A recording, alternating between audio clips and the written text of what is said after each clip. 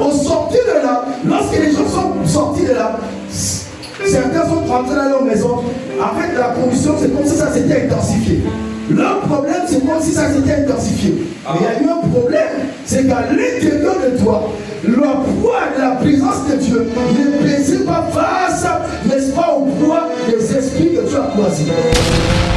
N'oubliez pas cela. Voici pourquoi nous parlons qu'il va falloir être rempli du Saint-Esprit. C'est le Saint-Esprit qui vient intensifier, n'est-ce pas, le feu de Dieu en nous. Et toi-même, tu vas te maintenir à l'autel de la prière. Amen. Ça va t'amener à développer le poids. Je vais développer et toucher certains points ce matin. Alléluia. Je voudrais que nous lisions ensemble Philippiens chapitre 2, le verset 9 à 11. Que celui qui trouve lise. Allons-y rapidement.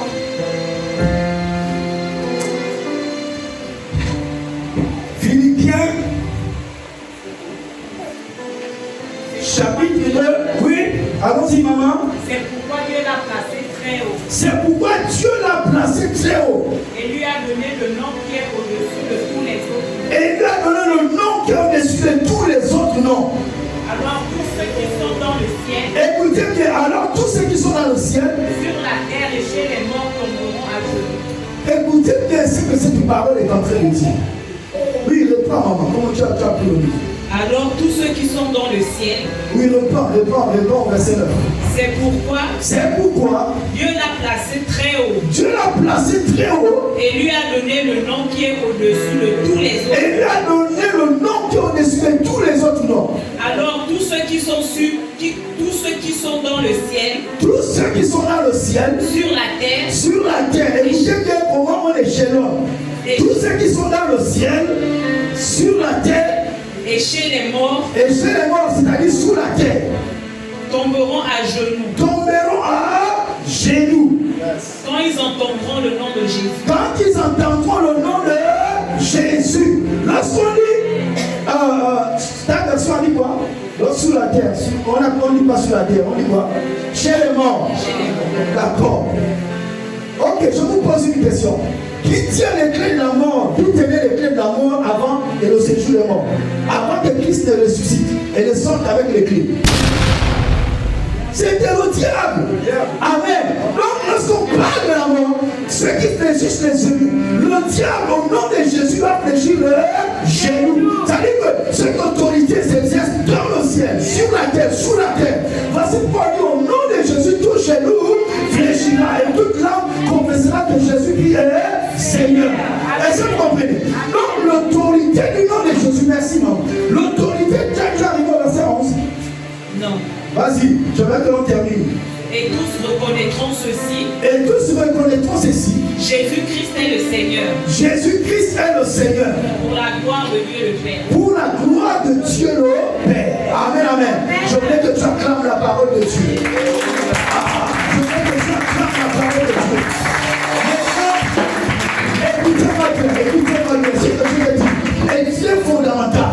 Frères et sœurs, tu ne peux pas arriver à une dimension où tu exerces une autorité dans le ciel, sur la terre, sous la terre, si seulement le ciel ne t'a pas déclaré ou le ciel ne t'a pas reconnu. Est-ce que vous comprenez cela? Or, pour que le ciel puisse te déclarer comme étant fils ou comme étant qualifié, il va falloir que toi tu te lèves et que toi tu reconnaisses ce qu'on appelle ton identité. Dis ton identité. L'identité c'est quoi? L'identité c'est l'image que Dieu donne à l'homme. Au commencement dans Genèse chapitre 1 le verset 26, Dieu dit faisons l'homme à notre image. Est-ce que vous comprenez cela? Donc l'homme était à l'image de Dieu. Dès qu'il y a l'image de Dieu en l'homme, automatiquement le ciel reconnaît cette image. Parce que cette image vient du ciel. Est-ce que vous comprenez cela? Et cette image vient à l'homme. Et automatiquement lorsque cet homme crie, le ciel entend. Amen, amen. Voici pourquoi le ciel était avec Adam et Ève, parce qu'ils avaient l'image de Dieu. Amen, amen. Alors, lorsqu'ils vont se perdre et tout cela, la Bible est que lorsqu'ils vont pécher, cette image va être déformée. Et c'est pourquoi ça. Ils vont se déconnecter, ils vont se déconnecter de Dieu. Leur esprit n'était plus connecté avec Dieu, mais leur esprit était maintenant ouvert aux choses visibles. Amen, amen. Avant, ils étaient connectés à l'intérieur. Mais quand tu es connecté, tu peux être connecté aux choses terrestres. Mais ça n'est pas le plus important. Dieu va poursuivre son plan. C'est vraiment, il va envoyer Jésus. Et c'est comme on dit Jésus. J'ai envie de vous montrer quelque chose par rapport à l'image. La dernière fois, lorsque Jésus vient, on nous dit dans le texte Romains chapitre 8, le verset 29, la déclare que ceux que Dieu a choisis, il les a aussi justifiés. Ceux qu'il a justifiés, il les a aussi glorifiés. Ça c'est le verset 30. Mais je suis au verset 29 pour dire, ceux qu'il a, je crois, connus d'avance, il les a aussi justifiés. Et il les a appelés à être semblables à l'image de son Fils. Donc les standards ici de chrétien, c'est être à l'image de Christ. Amen, amen. Christ était l'image du Dieu invisible. Quand est-ce qu'il s'est devenu l'image du Dieu invisible? Faites toujours cette comparaison ou ce parallèle.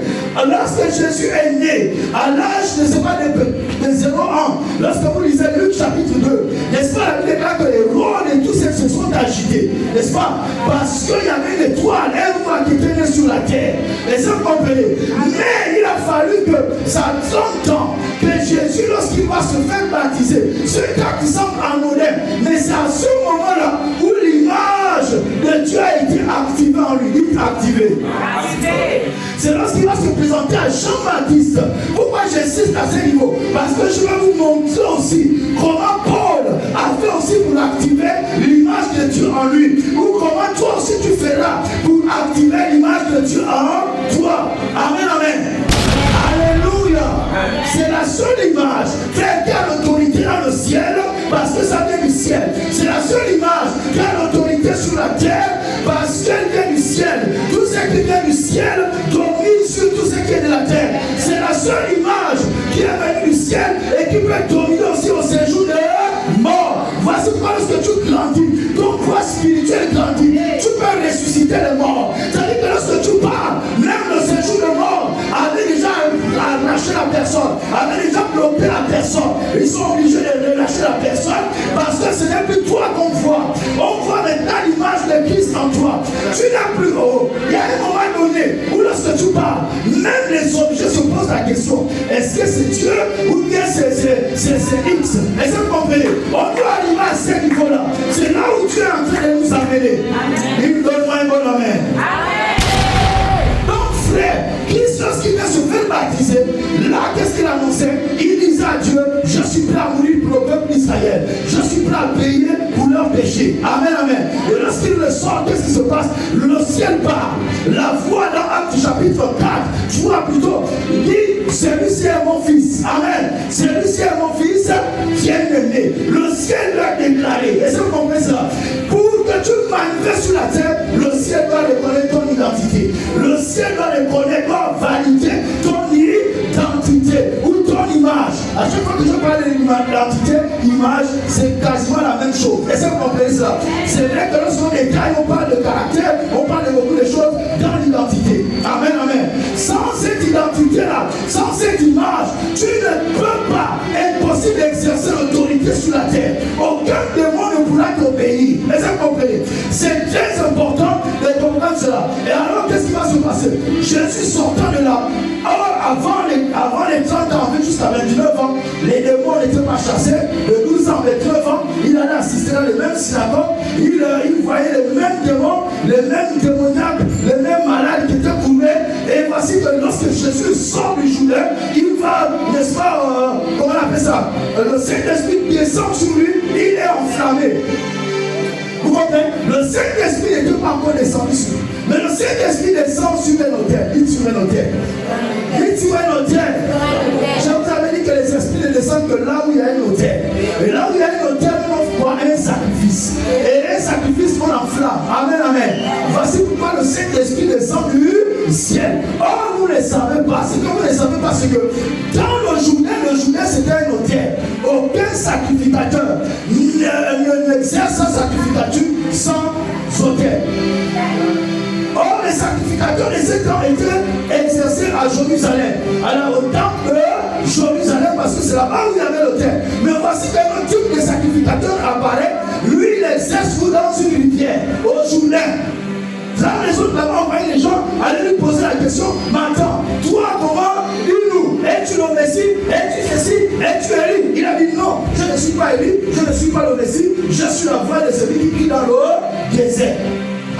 Amen. Donc, frère, dans ce désert-là, il était le seul qui avait la révélation. Il était avec Christ. Alléluia. Le seul qui avait capté la révélation que dans le journal là, il y avait un hôtel. Frères et sœurs, un hôtel peut être dans de l'eau, dans une rivière, un hôtel peut être dans un arbre, un hôtel peut aussi être dans une maison, dans une chambre, un hôtel peut être à l'air libre. Est-ce que vous comprenez cela? Dès qu'il y a un sacrifice, dès qu'il y a des paroles qui sont évoquées, dès qu'il y a on évoque, on écoute, c'est ça que devient cet endroit devient un hôtel. Est-ce que vous comprenez? Amen, amen. Donc, Jésus, en allant se tremper dans le Jourdain, rappelez-vous, Jean-Baptiste a dit dans Jean chapitre 1, le verset 19, il dit voici l'agneau de Dieu qui ôte le péché du monde. Dites le péché du monde. Dites le péché du monde. Voici l'agneau de Dieu qui ôte le péché du monde. Amen, amen. Alors, donc il est parti, en se trempant, il est parti monter sur cet hôtel. Voici pourquoi le Saint-Esprit était descendu sur la forme corporelle d'une colombe. Pourquoi le Saint-Esprit était descendu sur la forme corporelle d'une colombe? Parce que Jésus était saint. Est-ce que vous comprenez ça? Sans cela, le Saint-Esprit serait descendu sur la forme du feu. Dites le feu. Dites le feu. Toi et moi, on a besoin du feu. Amen. Lorsque le Saint-Esprit descend sur toi et moi, il descend sur la forme du feu. Lorsqu'il descend, il est d'abord à l'intérieur terrorisé. Tous les ennemis de Dieu qui sont à l'intérieur de toi, qui te fatiguent. Amen, amen. Il apporte la délivrance de l'intérieur. Il apporte la délivrance de l'extérieur. Et c'est comment c'est que tu vas faire de lui. Parce que si tu n'es pas libre intérieurement, tu ne saurais être libre à l'extérieur. Même si tu embellis l'extérieur, on sera comme Jésus a dit à ses pharisiens, ce sont des tombeaux blanchis. Est-ce que vous comprenez? Mais toi, tu n'es pas un tombeau blanchi. Cette parole ne te concerne pas. Dans le nom puissant de Jésus. Oui, cette parole ne va pas te concerner. Toi, tu dois être sanctifié. Toi, tu dois être un tombeau, n'est-ce pas? Propre. Alléluia. Dès que tu as recevoir la gloire de Dieu, c'est comme ce que tu as fait de lui. Amen, amen. Donne-moi un bon amen. Alléluia. Donc, qu'est-ce qui se passe? La Bible dit que Jésus, lorsqu'il est sorti de là, il a maintenant exercé son autorité. L'Esprit l'a conduit au désert. Au désert qui était là-bas, le serpent. Amen, amen. Le serpent, on lui dit le diable vint et le tenta. Est-ce que vous comprenez ça? Il a tenté Jésus par la gloire, par le manger et le boire. Est-ce que vous comprenez ça? Il a tenté Jésus par les biens de ce monde. Écoutez, frères et sœurs, et il a tenté Jésus même par l'élévation. Vous comprenez ça? Le diable propose l'élévation, frères et sœurs. Il vient, il va te dire, bon, je te donne ceci, je te lève, et puis voilà, tu vas me servir.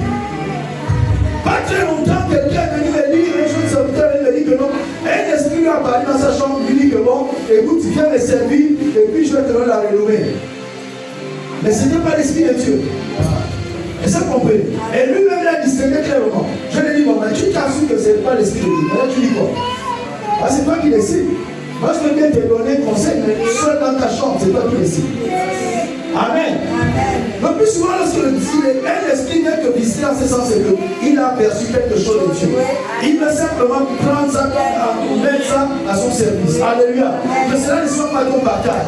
Donc, frères et sœurs, Jésus, au sorti de là, la Bible est là qu'il fut revêtu. Il y a une période où, lorsque tu reçois même le baptême du Saint-Esprit, il y a une période où tu seras secoué. Il y a une période où tu seras testé. Il y a une période, frères et sœurs, que personne ne vous ment. Si le Seigneur Jésus a été testé, ce n'est pas toi qui ne sera pas testé. Le feu, je t'avais dit la dernière fois que le feu attire quoi? Les ennemis, attire les serpents. Amen, amen. Attire toutes sortes d'insectes.